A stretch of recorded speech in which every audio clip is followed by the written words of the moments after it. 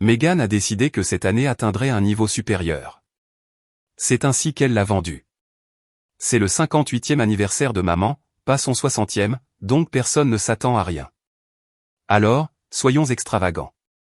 Elle a choisi le pic au dernier étage de Hudson Yard. Des murs de verre, des vues sur la ville comme si vous étiez dans une prise de vue de drone. Le genre d'endroit où le menu n'a pas de prix et où le personnel porte des costumes qui coûtent plus cher que mon loyer universitaire. Il y avait 19 personnes sur la liste des invités, mais je savais que ça allait exploser dès qu'elle mettrait la main sur la liste d'invitation. Des cousins que je n'avais pas vus depuis 5 ans, son petit ami de 3 mois, 2 filles avec qui elle anime un podcast de yoga, même un type au hasard de son immeuble qui est apparemment consultant en images de marque. Elle m'a appelé et m'a dit que maman méritait quelque chose de grandiose. Je lui ai dit que je paierais pour ça. C'était il y a 3 semaines. Je le pensais vraiment. Mon chèque de paie devait arriver 3 jours avant le dîner. J'ai vérifié 2 fois auprès des RH. Ce serait serré, mais je pensais que j'y arriverais.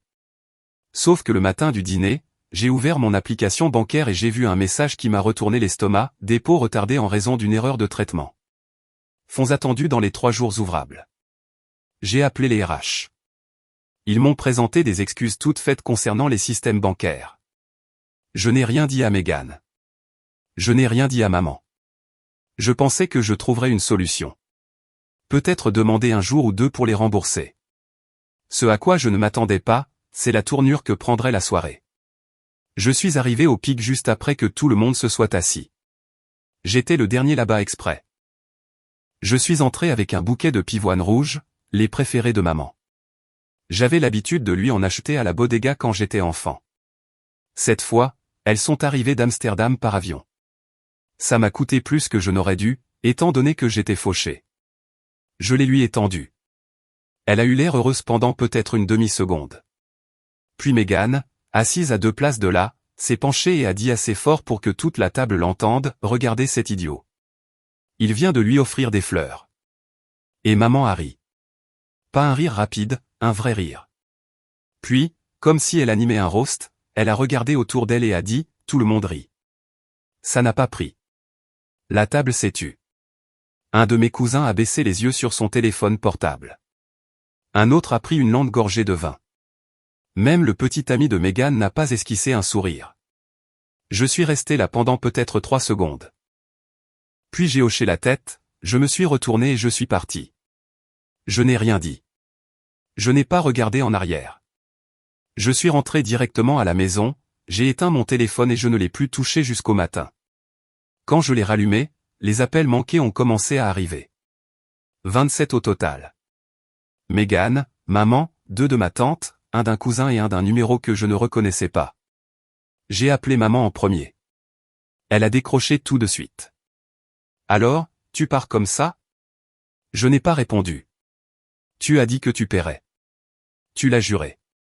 Meghan a dû tout mettre sur sa carte et elle a failli être refusée. J'ai dû payer le reste. Tu as la moindre idée à quel point c'était embarrassant?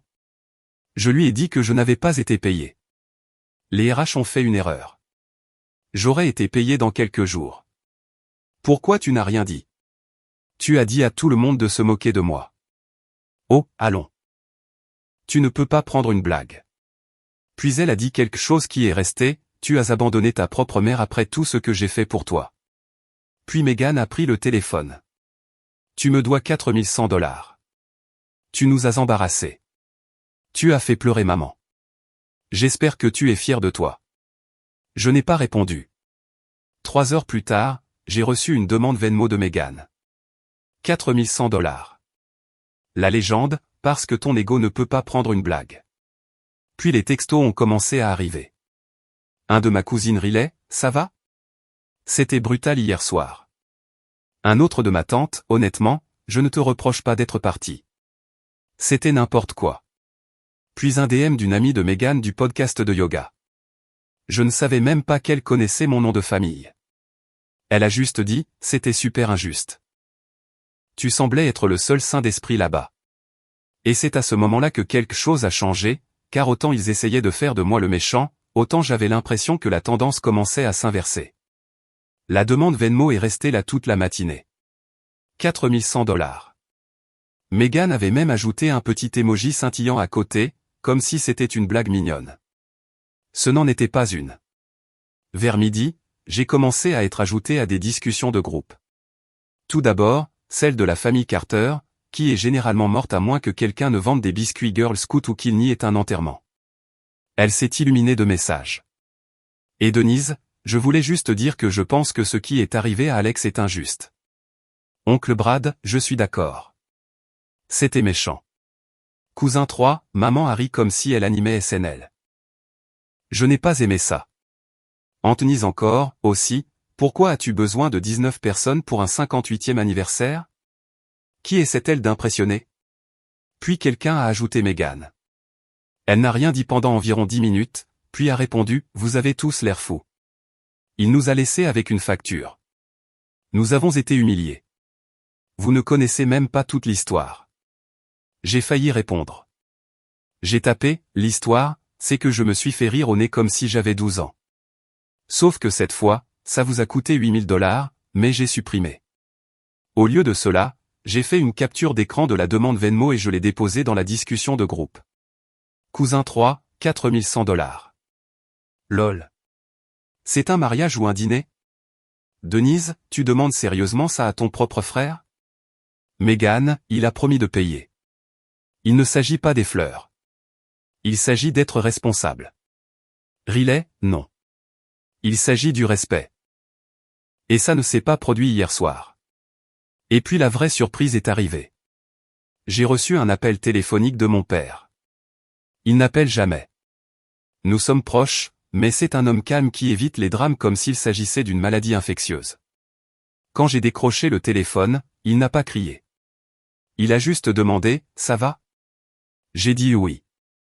Il a soupiré. Ta mère et Meghan préparent quelque chose. Une sorte d'excuse publique lors de la prochaine réunion de famille. Elle pense que ça les fera paraître généreuses. Je pensais que tu devrais le savoir. Elles vont faire un discours, faire semblant de te pardonner, essayer de présenter l'histoire à leur avantage. Meghan a déjà envoyé par texto au groupe familial un faux plan disant qu'elle prend la bonne voie. Je voulais juste que tu sois préparé. Je n'ai rien dit au début. Puis il a ajouté, tu as assez fait pour elle. Il est peut-être temps qu'elle découvre ce que ça fait. C'est à ce moment-là que quelque chose a changé. La gêne disparut. La culpabilité disparut aussi. Vous vouliez rendre public un discours. Très bien. Vous n'aviez aucune idée de ce que j'avais prévu. Vous avez choisi la fête d'anniversaire de l'oncle Brad pour votre grande entrée, n'est-ce pas? La liste des invités était complète. Plus de 40 personnes. Famille, amis, même quelques personnes du bureau de l'oncle Brad. Tout le monde savait qu'il s'était passé quelque chose lors du dîner d'anniversaire de maman, et Meghan voulait s'approprier l'histoire. Maman, bien sûr, a suivi le mouvement. Ce qu'elle ne savait pas, c'est que j'avais déjà contacté l'oncle Brad. Je lui ai raconté toute l'histoire 2 jours avant l'événement. Pas seulement les fleurs ou le dîner, mais tout, des années passées à être traité comme une pièce rapportée dans ma propre famille. Il a écouté. Puis il a posé la question, tu veux 5 minutes ou 10? Ce soir-là, l'endroit était illuminé comme un mariage. Grande tente blanche, des draps partout, un trio de jazz dans le coin. Je suis arrivé tôt. Meghan et maman sont arrivés avec 30 minutes de retard, s'assurant que tout le monde les voyait. Des tenues beige assorties, des lunettes de soleil à l'intérieur comme si elles sortaient d'un tournage d'une émission de télé-réalité. Meghan a croisé mon regard de l'autre côté de la tente. Elle m'a lancé ce regard suffisant que vous donnez à quelqu'un quand vous êtes convaincu qu'il a déjà perdu. Elles ont attendu que tout le monde ait fini le plat principal. Puis Meghan s'est levée et a fait teinter son verre. Elle n'a même pas regardé l'oncle Brad, elle a juste dit, j'espère que vous êtes d'accord si nous parlons un moment. Personne n'allait dire non devant toutes ces personnes. Maman se tenait à côté d'elle, toute soignée et répétait. Meghan a commencé, la famille n'est pas facile. Nous faisons tous des erreurs, certains plus que d'autres, mais le pardon est la façon dont nous grandissons. Elle a parlé comme si elle acceptait un prix pour la femme la plus mature émotionnellement de l'année. Elle a continué en disant que parfois les gens ne respectent pas leur part du marché et que d'autres doivent intervenir lorsque cela se produit. Elle n'arrêtait pas de me regarder, pas directement, de côté, subtilement, mais il était clair de qui parlait le discours. Nous ne devrions pas laisser de petites déceptions empoisonner des liens profonds, a-t-elle dit, comme si j'avais volé un rein, pas sauté un chèque parce que mon chèque de paie était en retard. Puis elle a terminé en beauté, nous pardonnons parce que nous aimons. C'est sur quoi cette famille est construite. Applaudissements. Certains polis, d'autres confus. Puis l'oncle Brad s'est levé et s'est éclairci la gorge. Alex a quelque chose à dire aussi. Je me suis levé, j'ai pris une seconde, puis j'ai avancé lentement. Merci. Ça ne prendra pas longtemps, ai-je dit, en sortant un morceau de papier plié de la poche de ma veste. Je l'ai brandi. Ceci est une lettre du service des ressources humaines de mon entreprise confirmant que mon chèque de paie a été retardé en raison d'une erreur du système. 3 jours. C'est tout ce dont j'avais besoin. J'avais déjà promis de payer le dîner, et je l'aurais fait. J'ai toujours l'intention de le faire. Je l'ai remis à Anthony qui était assis à la table du coin, mais ce n'est pas vraiment le but, n'est-ce pas? La salle s'est tue. Même le trio de jazz s'est arrêté. Le but est ce qui s'est passé quand j'ai donné à ma mère des fleurs, ses fleurs préférées, au fait. Des pivoines rouges. Elle en gardait des séchées dans sa chambre. Je les lui ai données et au lieu d'un merci, j'ai eu ceci, regardez cet imbécile. Il vient de lui offrir des fleurs. C'était ma sœur et ma mère. Elle a ri. Puis elle a dit à toute la table de rire. Personne n'a dit un mot. Megan s'est agitée sur son siège. Maman fixait le sol. Et maintenant, des jours plus tard, je reçois des demandes Venmo, des textos qui me traitent d'égoïste. Et ce soir, j'entends parler de pardon. Pardon pourquoi exactement? Pour être parti au lieu de rester pour être moqué, pour ne pas être le guichet automatique familial ce soir-là. J'ai sorti un autre morceau de papier. Ceci est le reçu payé de Pic. J'y suis retourné. J'ai payé la facture. Le montant total, pourboire inclus. Et je n'ai demandé à aucun d'eux de me rembourser. Donc, si quelqu'un ici se demande, personne n'a été laissé en plan. La bouche de Megan tremblait. Maman fixait le sol. Mais pendant que nous faisons des discours, ai-je ajouté, j'ai encore une chose. J'ai fouillé à nouveau dans ma veste, j'ai sorti une clé USB. Cette clé contient un enregistrement de l'audio du dîner, gracieuseté de votre amie Lexi. Je me suis tourné vers Megan. Elle a trouvé ce qui s'est passé tellement bizarre qu'elle a commencé à enregistrer. Elle me l'a envoyé après qu'elle vous ait entendu raconter l'histoire en ligne. Je l'ai déjà envoyé à quelques personnes, mais je l'envoie aussi à votre sponsor, celui des soins de la peau. Vous savez, celui qui prêche les femmes qui soutiennent les femmes et le respect dans les médias. Quelques personnes ont halté. Le visage de Megan s'est effondré. Maman a attrapé son verre mais l'a raté. Et quant à ce récit que je suis froid ou dramatique, je veux juste dire ceci. Je ne suis pas parti pour blesser qui que ce soit. Je suis parti parce que j'en avais marre d'être le seul dans la famille qui était censé se taire, le seul qui est censé en rire. J'ai reculé. Ça se termine ce soir. Je suis retourné à ma place. L'oncle Brad a levé son verre. Eh bien, c'était honnête. Du dessert, quelqu'un. Et juste comme ça, tout a changé. Mais ce n'était pas la fin car le lendemain matin, ma boîte de réception était pleine. Pas seulement la famille, les sponsors, les marques, les journalistes. Il s'avère que quelqu'un a divulgué l'audio avant que je ne puisse le faire. Ça a commencé vers 6h40 le lendemain matin. J'étais encore à moitié endormi quand mon téléphone a commencé à vibrer sans arrêt sur ma table de chevet. Pas seulement des textos, des appels, des courriels, des notifications empilées si haut qu'ils ressemblaient à une sorte d'avalanche numérique. Au début, j'ai pensé que c'était le drame familial de la veille, mais c'était différent.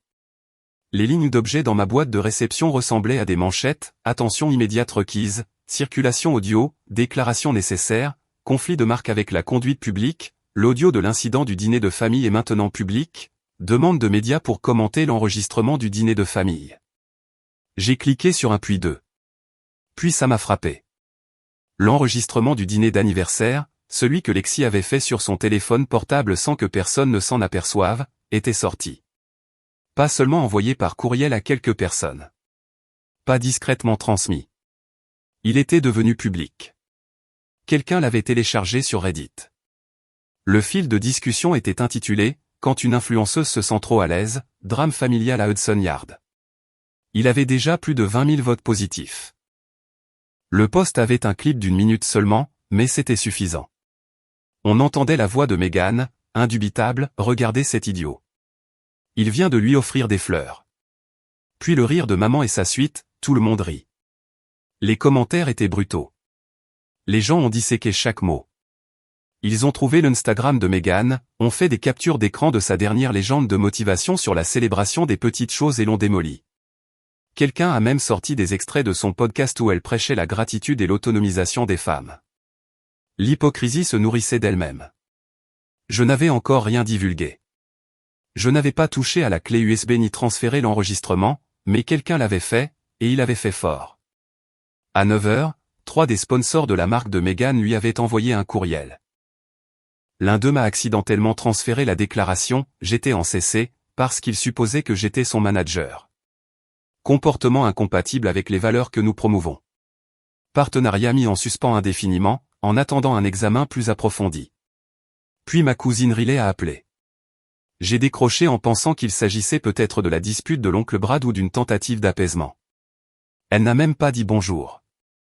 Mec, c'est toi qui as divulgué. Non, ai-je dit, mais je savais que ça allait arriver. C'est Lexi qui l'a fait. Elle a dit qu'elle était au brunch avec des filles en train de raconter l'histoire, et l'une d'elles l'a défiée. Elle a dit qu'elle en avait marre de voir Meghan traiter les gens comme de la merde et faire semblant d'être la bonne en ligne. Je suis resté silencieux, essayant d'assimiler. À midi, le podcast de Meghan avait disparu. Tous les épisodes ont été supprimés. Son Instagram était verrouillé.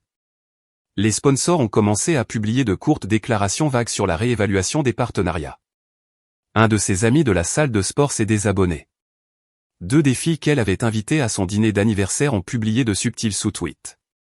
Vous connaissez le genre, l'énergie ne ment pas. Mité de sound. Puis est arrivé le texto de maman. Tu as détruit la carrière de ta sœur. Pourquoi? Des fleurs. Une facture. Comment peux-tu être aussi vindicatif? Ne viens pas à Thanksgiving. Ne m'envoie pas de texto. Tu n'es pas la victime ici. J'ai fixé l'écran, pas surpris. Honnêtement, je m'y attendais. Ce qui m'a touché, ce n'était pas le rejet. C'était la rapidité avec laquelle elle a choisi son camp. Encore une fois, j'ai répondu par une ligne, vous avez raison. Je ne suis pas la victime. J'ai juste arrêté de jouer ce rôle. Elle n'a pas répondu. Mais alors, quelque chose d'inattendu s'est produit. Un DM est apparu sur mon Instagram. Pas de nom, juste un profil vierge. Tu devrais voir ce que ta sœur dit de toi depuis 6 mois. Tu veux les captures d'écran? Au début, j'ai pensé que c'était un troll, mais la curiosité a pris le dessus. J'ai répondu, oui, montre-les-moi. Les captures d'écran ont commencé à arriver. Des messages d'une discussion de groupe appelée Podcast Queens, Meghan, 2 filles que je ne connaissais pas et Lexi il y a des mois. Page après page. Des choses que Meghan a dites sur moi, sur maman, sur notre famille. Des blagues à mes dépens, certaines cruelles.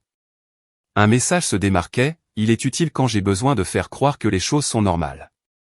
C'est essentiellement un banc avec des sentiments. Une banque avec des sentiments. Voilà. Le résumé de la façon dont ma propre sœur me voyait. Mais il y avait autre chose dans les captures d'écran. Quelque chose auquel je ne m'attendais pas. Quelque chose qui a tout changé. Parce que caché entre le sarcasme et le trash talk se trouvait un plan, une conversation dans laquelle Meghan a admis que maman et elle m'avaient délibérément piégé au dîner, que le rire n'était pas spontané, que maman connaissait la blague des fleurs avant même que je n'entre, que tout était prémédité, et cela l'a rendu personnel. J'ai examiné ces captures d'écran au moins 5 fois. Chaque fois, j'ai trouvé quelque chose de pire. La discussion de groupe n'était pas seulement un bavardage occasionnel, c'était une stratégie. Meghan exposant son petit tableau de vision pour l'humiliation. Des captures d'écran d'arrangements floraux. Un sondage parmi ses amis sur la meilleure façon d'alléger l'atmosphère quand j'ai donné le bouquet à maman. Une des filles a même commenté, refait le truc du tout le monde riait comme à son 50e anniversaire. C'était emblématique. Donc ce n'était pas spontané. Ce n'était pas une blague qui est allée trop loin. C'était un coup monté. Elles ont planifié le moment exact pour m'embarrasser devant 2 douzaines de personnes. Et maman, elle était de la partie. Elle a ri sur commande parce que c'était répété. Lexi a envoyé un dernier message. Il y a plus. Tu sais pour l'histoire de la banque, n'est-ce pas? Elle a utilisé ton nom pour demander une carte. J'ai senti ma poitrine se refroidir. J'ai appelé ma banque tout de suite. Après 20 minutes de transfert et d'attente, le représentant a confirmé. Une carte de crédit à mon nom. Ouverte il y a 6 mois. L'adresse courriel principale n'était pas la mienne, mais l'adresse postale. La maison de maman. Utilisateur autorisé. Megan Carter. Quand j'ai demandé comment elle avait fait, l'agent a hésité. Parfois, quand des membres de la famille ont accès à des informations fiscales plus anciennes, ce n'est pas si difficile. Nous sommes désolés que ça n'ait pas été repéré plus tôt. Solde de $3,600. Tous les abonnements beauté, les billets d'avion, les hôtels de charme, et je n'avais jamais vu un seul relevé. Maintenant, c'était réel. Je n'étais pas seulement un portefeuille ambulant. J'étais un faux. Ce soir-là, je me suis assis sur mon canapé et j'ai pensé à toutes les années où je m'étais présenté avec des cadeaux, où j'avais payé des dîners, où j'avais couvert l'assurance auto oubliée de maman, les factures de téléphone de Megan juste jusqu'à ce que je reçoive mon prochain chèque. J'ai pensé à être le responsable, celui qui gardait la paix, celui qui prenait toujours la bonne voie. Puis j'ai pris un cahier et j'ai fait une liste. Pas une liste en colère, une liste chirurgicale. Étape 1, les sponsors de Megan, c'est fait. Étape 2, exposer la fraude à la carte, mais pas seulement par la banque, par le biais de personnes qui s'en soucient, de personnes sous les feux de la rampe. Étape 3, utiliser son propre manuel avec une touche. Mais d'abord, je devais vérifier une dernière chose. J'ai envoyé un texto à Lexi. A-t-elle déjà mentionné ce qu'elle prévoyait de faire ensuite après le podcast? Elle a répondu en quelques minutes. Oui. Elle présentait un pilote de télé-réalité. Elle a dit qu'elle allait s'appeler La Famille d'abord. Elle voulait avoir l'air d'une fille qui reconstruisait des relations brisées. Tu en faisais partie. Elle allait te pardonner devant la caméra. Mon estomac s'est retourné.